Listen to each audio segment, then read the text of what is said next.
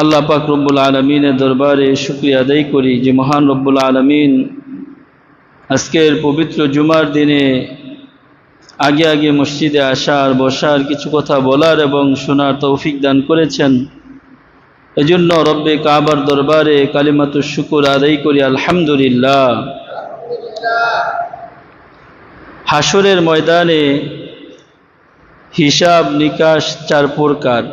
কয় প্রকার? হাসরের ময়দানে হিসাব নিকাশ চার প্রকার। কয় প্রকার? এই চার প্রকারের মধ্যে এক নাম্বার হচ্ছে, কিছু মানুষ থাকবে যারা বিনা হিসাবে জান্নাতি।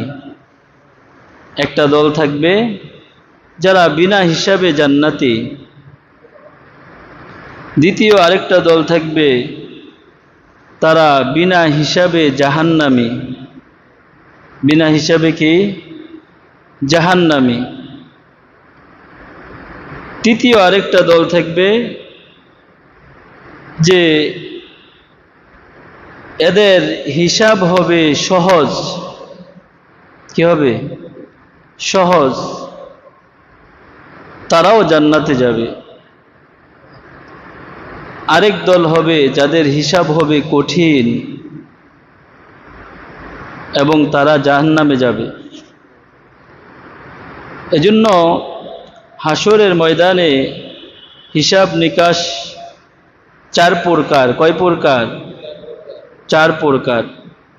আমরা আলোচনার শেষ পর্যন্ত শুনলে আমরা নিজেরাই বুঝতে পারবো আমি কোন প্রকারের মধ্যে আছি, ঠিক কিনা? আমরা নিজেরা নিজেদের সাথে হিসাব মিলাবো যে আমি কোন দলের মধ্যে আছি। প্রথম নাম্বার হচ্ছে যারা বিনা হিসাবে জান্নাতি। এই দলটা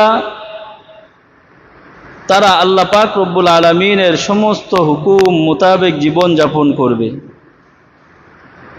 তারা গুনাহ করবে না, শরীয়তের বিধান মতো তাদের জীবন পরিচালনা করবে। তারা অন্যায় অপরাধে লিপ্ত হবে না, আল্লাহর হুকুম লঙ্ঘন করবে না, গুনাহকে গুনাহ মনে করে গুনাহকে ছেড়ে দিবে, হারামকে হারাম মনে করে হারাম থেকে বিরত থাকবে, হালালকে হালাল বুঝে যাচাই বাছাই করে ওর উপর আমল করবে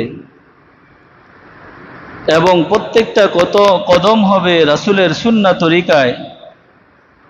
তাদের নামাজ, আল্লাহর বিধান, পাঁচ ওয়াক্ত নামাজ, তারা নামাজকে ছেড়ে দিবে না। তাদের উপর যাকাত ফরজ, যাকাতকে ছেড়ে দিবে না। তাদের উপর হজ ফরজ, হজকে ছেড়ে দিবে না।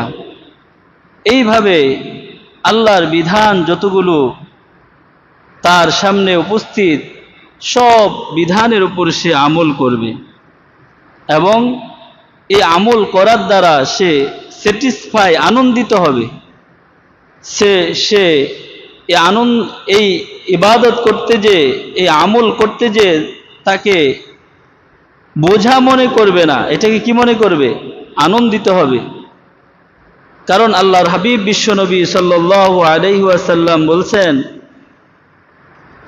যে মুমিন ব্যক্তি কে তোমরা যদি পরিচয় নিতে যাও তাহলে তোমরা একটা পরিচয় নাও, সাআতকা সাইয়্যাতুকা ওয়া আনতা মুমিনুন। আল্লাহ রাসূল বলেন যে ব্যক্তির ভালো কাজ তার কাছে ভালো লাগে এবং খারাপ কাজ, গুনার কাজ তাকে ব্যথিত করে, গুনার কাজ তার কাছে খারাপ লাগে, তোমরা বুঝে নিবা ওই ব্যক্তিটা মুমিন এবং ওই ব্যক্তিটা জান্নাতি। সুবহানাল্লাহ বলবেন না? ওই ব্যক্তিটা কি? মুমিন। ইদা সাআতকা সাইয়্যাতুকা ফাআনতা মুমিনুন।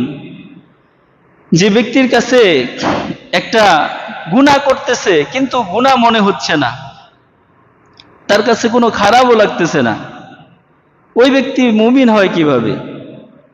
তার ভিতরে আল্লাহর ভয় কাজ করতেছে না, তাহলে ওই ব্যক্তি মুমিন হয় কিভাবে? যে সে গুনাহ করতেছে, গুনাহ করে আবার আনন্দিত হচ্ছে, গুনাহকে সে প্রকাশ করতেছে, গুনাহকে সে প্রচার করতেছে এবং এই গুনাহকে প্রচার করে গুনাহ নিজে করতেছে, প্রচার করতেছে এবং এটাকে সে আনন্দিত হচ্ছে, তাহলে ওই ব্যক্তি কিভাবে মুমিন হতে পারে? এজন্য এই ব্যক্তি যে নাকি আল্লাহর শরীয়ত মোতাবেক চলছে, সে আল্লাহর মানসা অনুযায়ী চলছে, আল্লাহ যে বিধান দিয়েছেন, আল্লাহ যা যা করতে বলেছেন সেইভাবে চলেছে, আল্লাহ পাঁচ ওয়াক্ত নামাজ বান্দার উপর ফরজ করেছেন, এই নামাজ তাকে ঘুমায় থাকতে দেয় নাই, ফজরের সময় হয়েছে তো ঘুম থেকে তার নামাজ তাকে জাগায় তুলছে যে আমাকে নামাজ পড়তে হবে, এই সময় ঘুমে থাকা যাবে না। তার আরামের বিছানা থেকে সে ঘুমকে হারাম করে সে মসজিদে ছুটে এসেছে। এইভাবে যত কাজ কাম, যত ব্যস্ততা থাক, সে কি করেছে? সকল ব্যস্ততার আগে সে নামাজকে প্রাধান্য দিয়েছে। এজন্য ওই কবিও বলতেছেন, কাজকে বলো না নামাজ আছে, নামাজকে বলো আমার, কাজকে বলো আমার নামাজ আছে, নামাজকে বলো না কি আছে? আমার কাজ আছে, কাজকে বলো আমার নামাজ আছে। সেজন্য যখন কোনো কাজে সে মগ্ন ছিল, নামাজের সময় হয়েছে তো সে সমস্ত কাজ গুটায় রেখা নামাজে চলে আসছে। যত বড় অনুষ্ঠান হোক, যত আত্মীয় স্বজন হোক, সে নামাজের সময় সেই ঠিক নামাজকে প্রাধান্য দিয়েছে, তাদের থেকে ছুটি নিয়ে এসে সে নামাজে চলে এসেছে। এই ব্যক্তি জান্নাতি, এই ব্যক্তি কি বিনা হিসেবে জান্নাতে চলে যাবে। আল্লাহ তাআলা এই ব্যক্তির ব্যাপারে জান্নাত অবধারিত করে দিবেন। আরেকটা দল আছে এর বিপরীত, যারা বিনা হিসাবে জাহান্নামী। জাহান্নামীদের দলের মধ্যে অনেক প্রকারের মানুষ, যারা বিধর্মী, যারা আল্লাহর উপর ঈমান আনে নাই, এরকম দল তো আছে, হিন্দু, বৌদ্ধ, খ্রিস্টান, মুরতাদ। এই মুরতাদ যারা, তারাও জাহান্নামী, বিনা হিসাবে জাহান্নামী। মুরতাদ কাকে বলে? মুরতাদ বলা হয় একটা মানুষ, সে আল্লাহকে বিশ্বাস করত, ঈমান ছিল, 40 বছর 50 বছর পর্যন্ত সে ঈমানদার ছিল, সে আল্লাহকে বিশ্বাস করত, নামাজকে বিশ্বাস করত, রোজাকে বিশ্বাস করত, কিন্তু 50 বছর বয়সে আইসা সে এগুলাকে অস্বীকার করে বসেছে। আল্লাহকে আল্লাহ বলতে কিছু নাই, নামাজ রোজা কিছু নাই, নামাজ রোজা পড়তে হয় না। তো এইভাবে শরীয়তকে যখন সে অস্বীকার করেছে, আল্লাহর ফরজ বিধানকে সে অস্বীকার করে বসেছে, আল্লাহকে অস্বীকার করে বসেছে, যখন সে এইভাবে ঈমান হারা হয়ে গেছে, ওই ব্যক্তি বিনা হিসাবে জাহান্নামী। নাউজুবিল্লাহ বলবেন না। এরা হচ্ছে মুরতাদ। মুরতাদ, একদল মুরতাদ আছে যারা নাস্তিক, মুরতাদ, এরা আল্লাহকে বিশ্বাস করে না, কিন্তু সে পরিচয় দিত এক সময় সে ঈমানদার, সে মুসলমান ঘরে জন্মকৃত সন্তান, কিন্তু ঘটনাক্রমে সে এইভাবে মুরতাদ হয়ে গেছে। এখন এই ব্যক্তি জাহান্নামী। এই ব্যক্তি কি জাহান্নামী, সে বিনা হিসাবে জাহান্নামী। তো এই ব্যক্তি কেন জাহান্নামী? এত বছর সে 50 বছর পর্যন্ত আমল করলো, এই আমলের করার পরও সে জাহান্নামে চলে যাবে। ঘটনা কি? এটা একটা উদাহরণের মাধ্যমে আমরা বুঝতে পারি যে অজুর ফরজ কয়টি। এই কথা বলে না, সব ঘুমাইতেছে। সেক্রেটারি ঘুমাই গেলে মুসল্লিরা জাগনা থাকবো কিভাবে? কোন তো জাগায় রাখবো না, সবার জাগায় রাখতে হইব, এই ঘুমাই দিতেছে। গুরুত্বপূর্ণ কথা আসতেছে সামনে। কি অজুর ফরজ কয়টি? কয় না, মক্তবে ভর্তি করতে হইব সবাই রে। অজুর ফরজ 4টি। অজুর ফরজ কয়টি? ইয়া আইয়ুহাল্লাযীনা আমানু ইযা কুমতুম ইলাস সালাতি ফাগসিলু উজুহাকুম ওয়া আইদিয়াকুম ইলাল মারাফিক। ওয়ামসাহু রুউসাকুম ওয়া আরজুলাকুম ইলাল কাবাইন।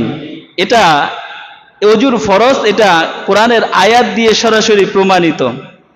তোমাদের মধ্যে যারা ঘুম থেকে জাগ্রত হয় তারা ওযু করার জন্য সর্বপ্রথম মুখ ধুত করবে, এরপরে উভয় হাতের কনি পর্যন্ত, ইলাল মারাফিক, কনি পর্যন্ত ধুত করবে। আইদিয়াকুম ইলাল মারাফিক রুউসাকুম ওয়ামসাহু রুউসাকুম, এবং তারা তাদের মাথাকে মাসেহ করবে। কি করবে? মাথা মাসেহ করবে। ওয়া আরজুলাকুম ইলাল কাবাইন, এবং তারা পায়ের টাকনু পর্যন্ত ধুত করবে। কতবার ধুত করবে, কোন পর্যন্ত ধুত করবে এটা বলে নাই, এটা হাদিসের মধ্যে বলে দিয়েছে বিস্তারিত। তাহলে আমরা পেলাম কি, ওযুতে কয় ফরজ? কথা বলে না, কয় ফরজ? 4 ফরজ। ওযুতে কয় ফরজ? সমস্ত মুখ ধোয়া নুরানির পদ্ধতিতে, নুরানি পদ্ধতিতে বাচ্চাদেরকে যেভাবে পড়ানো হয় সেভাবে বলতেছি। সমস্ত মুখ ধোয়া, বলে না সবাই, বলেন সমস্ত মুখ ধোয়া, দুই হাতের কনি সহ ধোয়া, মাথা মাসেহ করা, উভয় পায়ের টাকনু সহ ধোয়া। এখন এক ব্যক্তি ওযু করতেছে, কি করতেছে? ওযু করতেছে, ওযু করতেছে, সে কুলি করছে, হাত ধুইছে, কুলি করছে, নাকে পানি দিছে, মুখ ধুইছে, এবারে উভয় হাতের কোণে পর্যন্ত ধুইছে, মাথা মাসে করছে। পা যখন ধুইবে, এই পা ধোয়ার আগে তার বায়ু আইসে পড়ছে। কি আইসে পড়ছে? বায়ু আইসে পড়ছে। এখন তার এই সবগুলা কি আছে না গেছে? এ কথা বলেন, আছে না গেছে? সব দৌড় দিছে না? সোজা পূর্ব দিকে না পশ্চিম দিকে? হ্যাঁ, পিছন দিকে দৌড় দিছে। তো সব গেছে। তার মানে তার আবার কি করতে হবে? পুনরায় ওযু করতে হবে, শুরু থেকে করতে হবে, আবার একেবারে প্রথম থেকে করতে হবে। এজন্য যে ব্যক্তি ইমানদার ছিল সে নাস্তিক মুরতাদ হয়ে গিয়েছে, সে বিনা হিসাবে জাহান্নামী। সে যতদিন পর্যন্ত 30 বছর পর্যন্ত, 40 বছর পর্যন্ত, 50 বছর পর্যন্ত, 60 বছর পর্যন্ত নামাজ পড়ছে, রোজা রাখছে, হজ করছে, যাকাত দিছে, সব করছে, কিন্তু সে যেদিন নাস্তিক মুরতাদ হয়ে গিয়েছে ওই দিন থেকে তার সমস্ত আমল আল্লাহ তাআলা নষ্ট করে দিয়েছেন, তার কোনো আমল কাজে আসবে না।